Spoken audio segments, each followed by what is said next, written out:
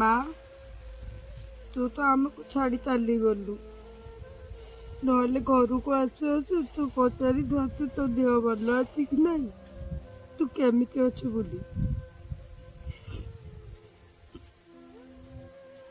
ଘରକୁ ଆସିଲେ ସମସ୍ତଙ୍କୁ ଦେଖୁଛି କିନ୍ତୁ ତୋତେ ଦେଖିବାକୁ ପାଉନାହିଁ। ତୁ କାହିଁକି ଏତେ ଶୀଘ୍ର ଛାଡ଼ିକି ଚାଲିଗଲୁ ମା?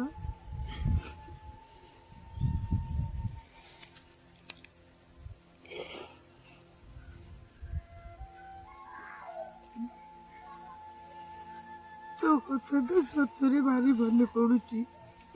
ଏମିତି ଜାଗାକୁ ଚାଲିଗଲୁ ଯେ ନା ତୋତେ ଫୋନ୍ କରିହବ ନା ତୋ ପାଖକୁ ଆମେ ଯାଇକି ତୋତେ ଦେଖି ବି ପାରିବୁ।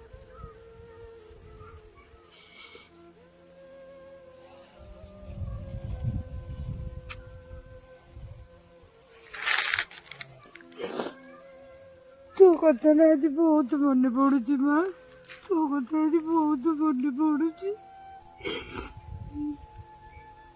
କାଶ ସେଇ ଦିନ ଫେରି ଆସନ୍ତା, ମୁଁ ବାହାରୁ ଆସିଲା ବେଳକୁ ତୁ ଆସିକି ପଚାରୁ ତୁ କେମିତି ଅଛୁ, ମୋ ପାଇଁ କଣ ଆଣିଛୁ। ମୁଁ ଆଣିଥିବା ଜିନିଷ ଆଣି ତୋ ହାତରେ ଧରେଇ କୁହନ୍ତି ମା ମୁଁ ହାଇଦ୍ରାବାଦରୁ ତୋ ପାଇଁ ଏଇଟା ଧରିକି ଆସିଛି, ତୁ ଏଇଟା ଖା ଭଲ ଲାଗିବ।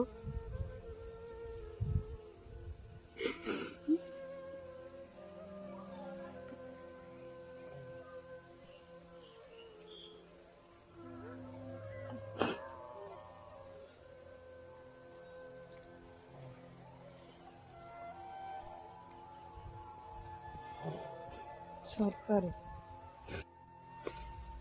ସତରେ ମଣିଷ ଜୀବନ ବଡ଼ ବିଚିତ୍ର।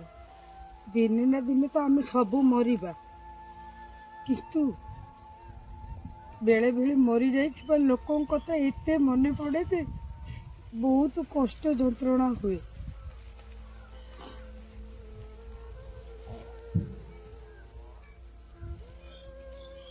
ମୋ ଜେଜେମା ବହୁତ ଭଲ ଥିଲା, ଆମକୁ ସବୁ ଏତେ ଭଲ ପାଇବା ଦଉଥିଲା ଯେ ତାକୁ ଏତେ ମିସ୍ କରୁଥିଲେ। ଘର ଭିତରେ ଯେତେ ଲୋକ ଥିଲେ ବି ତା ନଥିବାଟା କମିଟା ଆମକୁ ଜଣା ପଡ଼ିଯାଉଛି।